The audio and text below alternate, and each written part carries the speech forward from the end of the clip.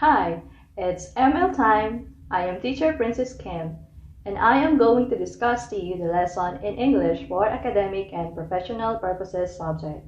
Before we begin, here are some reminders. Take the pretest in your printed module before watching this video. Take down notes if necessary. Answer the remaining activities in your printed module after watching this video. So sit back, relax, and learn.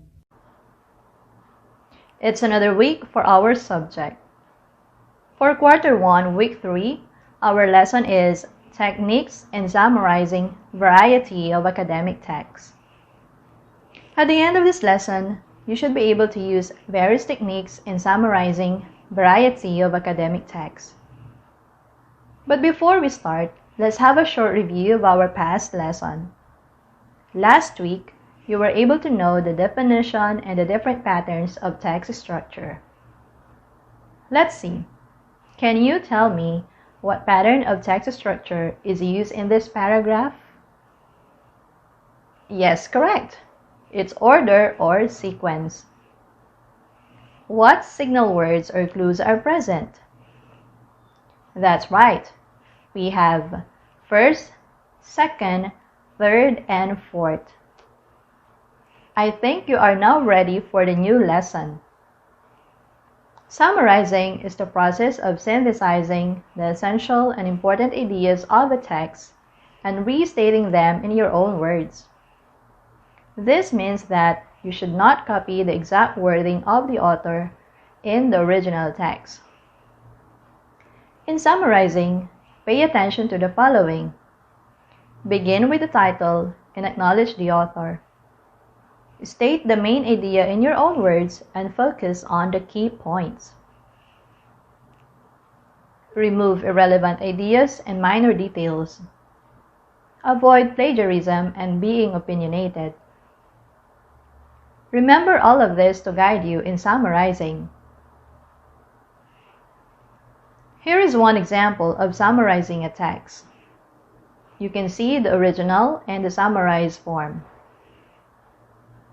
Notice that only important ideas are in the summary, and the source of the article is also acknowledged.